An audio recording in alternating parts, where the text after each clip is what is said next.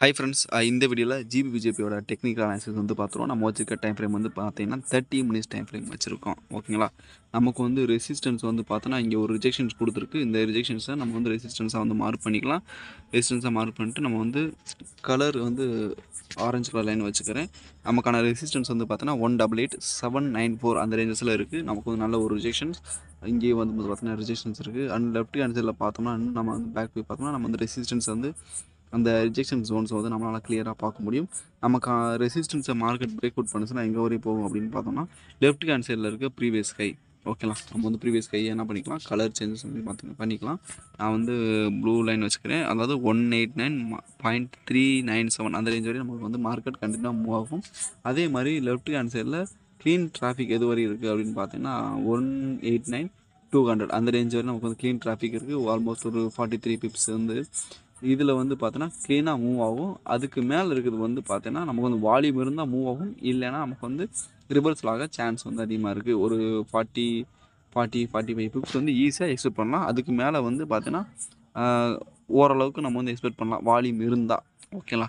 அதே மாதிரி நெக்ஸ்ட் வந்து பார்த்தோன்னா சப்போர்ட் எங்கே இருக்குதுன்னு பார்க்கும்போது நமக்கு வந்து லெஃப்ட் ஹேண்ட் சைடில், அதாவது ப்ரீவியஸ் லோ அப்படின்னு பார்க்கும்போது இங்கே இருக்குது. அதாவது 188.334 அந்த ரேஞ்சஸ் நமக்கு வந்து ரெசிஸ்டன்ஸ் இருக்குது.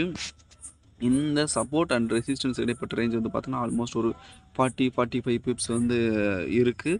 இந்த சப்போர்ட்டை பிரேக் அவுட் பண்ணுச்சுன்னா மார்க்கெட் கண்டினியூவாக ஃபாலோ ஆகும் அப்படின்னு பார்த்தோம்னா அதான் கிடையாது. நமக்கு வந்து நெக்ஸ்ட் வந்து அனதர் சப்போர்ட் வர பக்கத்துலேயே இருக்குது. இந்த நமக்கு வந்து கரண்ட்டாக மார்க் பண்ணியிருக்க சப்போர்ட்லேருந்து இந்த சப்போர்ட் எவ்வளோ டிஸ்டன்ஸில் இருக்குதுன்னு பார்த்தோன்னா ஒரு 22 பிப்ஸ் இருக்குது.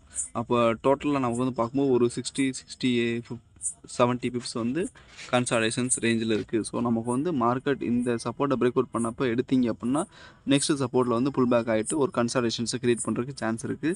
ஸோ என்ன பண்ணலாம்னா நமக்கு வந்து அனதர் சப்போர்ட் நம்ம சொன்னது இந்த ஏரியாவை நமக்கு வந்து பிரேக் அவுட் பண்ணட்டும். ஓகேங்களா? நம்ம வந்து கலர் சேஞ்ச் வந்து பண்ணிக்கலாம். ஆரஞ்சு கலர் நான் வச்சுக்கிறேன்.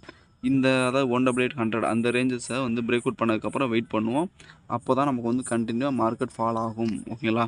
லெஃப்ட் ஹேண்ட்ஸில் க்ளீன் டிராஃபிக் அப்படின்னு பார்க்கும்போது ப்ரீவியஸ் லோ, அதாவது 187,739 அந்த ரேஞ்ச் வரை நமக்கு வந்து இருக்கிறதுனால அந்த ரேஞ்ச் வரை நமக்கு வந்து கண்டினியூவாக மூவ் ஆகும். நமக்கு வந்து சப்போர்ட்டை பிரேக் அவுட் பண்ணுச்சுன்னா எவ்வளோ ப்ராஃபிட் கொடுக்கும் அப்படின்னு பார்த்தோன்னா ஒரு 38 பிப்ஸ் வந்து ப்ராஃபிட் கொடுக்கும். ரெசிஸ்டன்ஸை பிரேக் அவுட் பண்ணுச்சுன்னா நமக்கு வந்து எவ்வளோ ப்ராஃபிட் கொடுக்கும் அப்படின்னு பார்த்தா ஒரு 62 பிப்ஸு. அதே மாதிரி சப்போர்ட் அண்ட் ரெசிஸ்டன்ஸ் அந்த இடைப்பட்ட கன்சல்டேஷன்ஸ் அப்படின்னு பார்க்கும்போது ஒரு 65 பிப்ஸ் வந்து இருக்குது. ஓகேங்களா? நம்ம இப்போ என்ன பண்ணலான்னா சப்போர்ட்டோ இல்லை ரெசிஸ்டன்ஸோ வந்து பிரேக் அவுட் பண்ணட்டும். அதாவது ஆரஞ்சு கலர் லைன்ஸ், இந்த லைன்ஸ் வந்து பிரேக் அவுட் பண்ணதுக்கப்புறம் வந்து என்ட்ரிஸ் எடுப்போம். ஒரு நல்ல ஒரு ப்ராஃபிட் வந்து புக் பண்ண முடியும். நீங்கள் என்ட்ரி எடுக்கிற டைமில் வால்யூம் இருக்கா அப்படின்னு ஒன் டைம் செக் பண்ணிட்டு ட்ரேட்ஸை வந்து எக்ஸிக்யூட் பண்ணிங்கன்னா ஒரு நல்ல ஒரு ப்ராஃபிட்டை வந்து புக் பண்ண முடியும். நெக்ஸ்ட் வீடியோவில் பார்ப்போம். Thank you friends.